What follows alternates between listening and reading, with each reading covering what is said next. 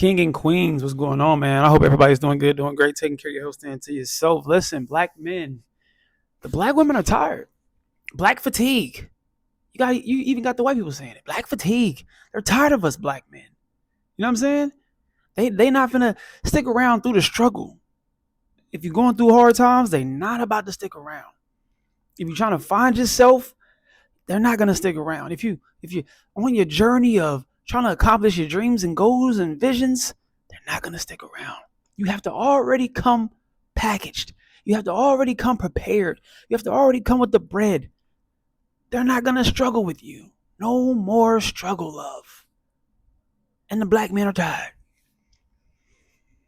And I gotta say, black men, it's okay for you to be alone as well. It's okay for you to get on your journey. It's okay for you to be on your journey. It's okay for you not to have it all. Never allow a woman to confuse you, to blindside you, to make you feel like you're supposed to have it all, knowing how hard it is today. Now, definitely don't get distracted. Don't let distraction slow you down. Create that clear path on what you're supposed to be doing and what you want to be doing for yourself. Not because a woman is going to accept you because of what you have. Do it because you want to be in a space where you're not worried about much of anything. Now, once you got everything aligned, now you can start worrying about the other stuff. But if you're not good for self, you're not going to be good in this world. You're not going to be good for nothing or nobody. So lock in with yourself. We're going to listen to a couple of these women, give their side of the story on what they're tired of and what they're not dealing with when it comes to struggle love. It's crazy how a man that is in a good position will take care of a woman that's not in a so good position, but the opposite is hardly ever a thing. You hardly ever hear about a rich woman or just a woman that's in a good financial space taking care of a man. But you hear about men doing it all the time because we don't care about what you have. We care about who you are. So, but let's get into this video, man. Make sure y'all like, comment, and subscribe too.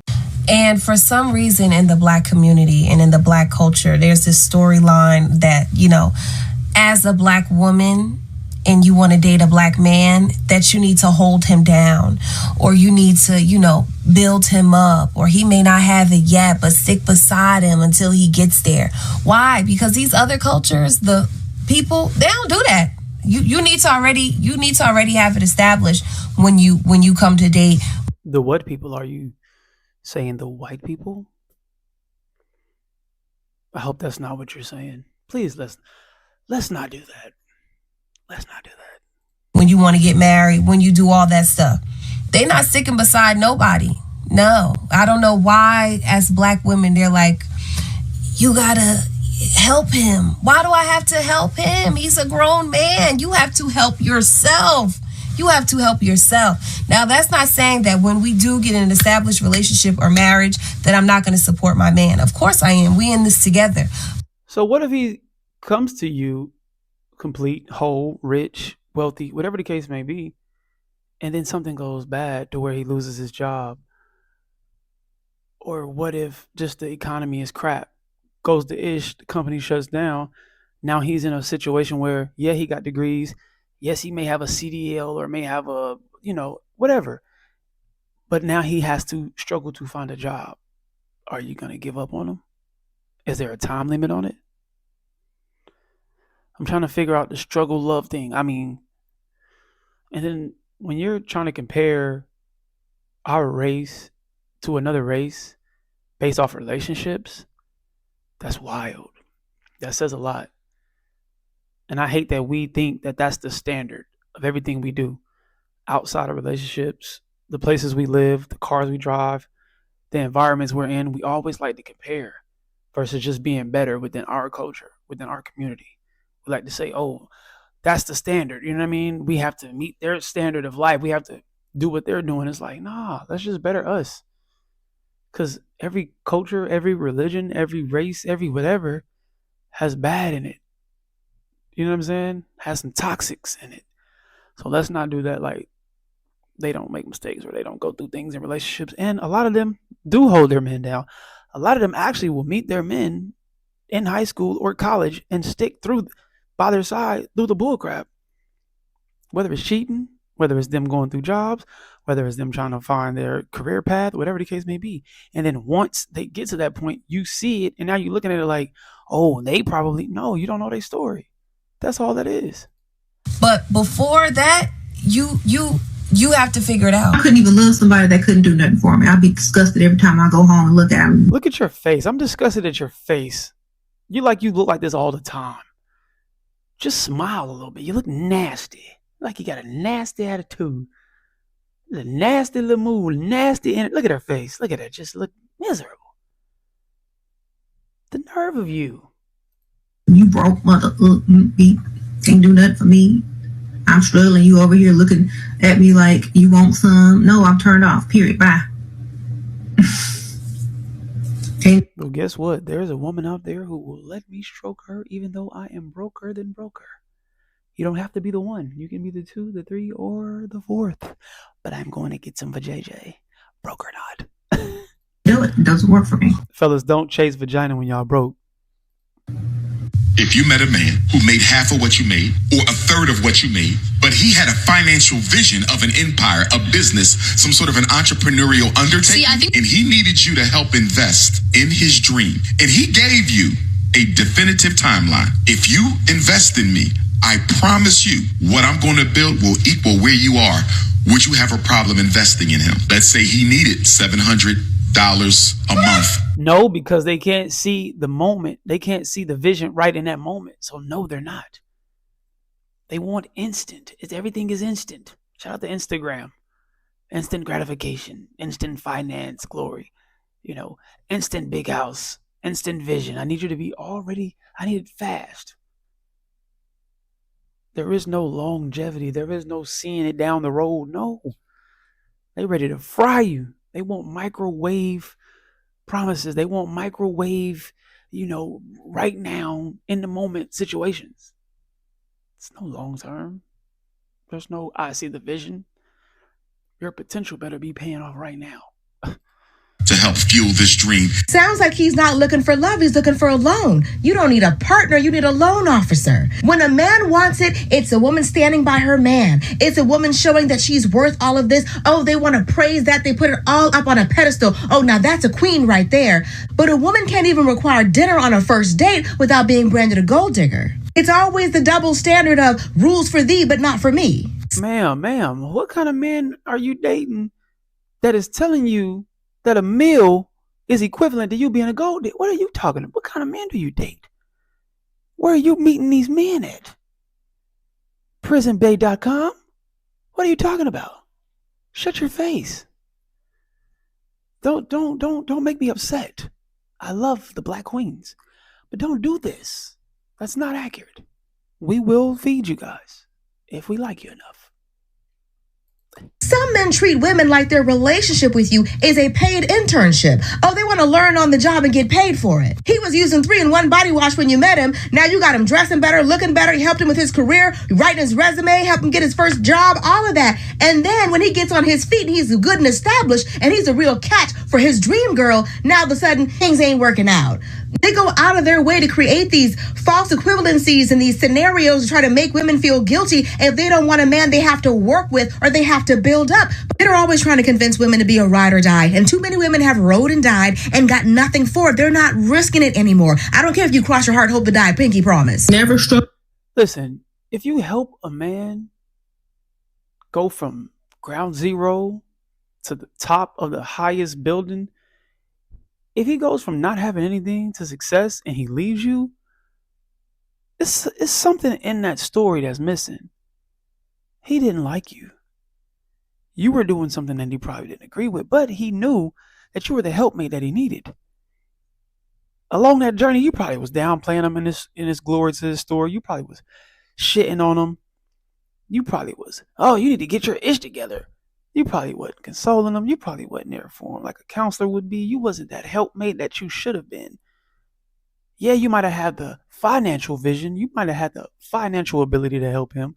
Or you may have had some assistance with him on his journey to becoming successful. But as soon as he got a chance to get away from you, the nagging, the complaining, the bitching, the always got a problem with everything, where you going, where you at, treating him like you're a prison ward. The moment he was able to get away from that, he got away from that. But fellas, listen, when y'all do that, break that woman off a little bit. I'm just saying, if you go from 0 to, and that woman had a little ounce of help with that, I can agree. Maybe you should give him just a little bit of something. It ain't got to be a whole bunch.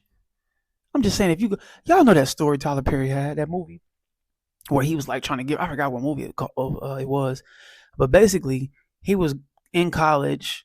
He ended up cheating on a girl, whatever, broke her heart. He was struggling going through jobs and, trying to find his way. He was working on this thing that finally hit, but it hit after his wife divorced him.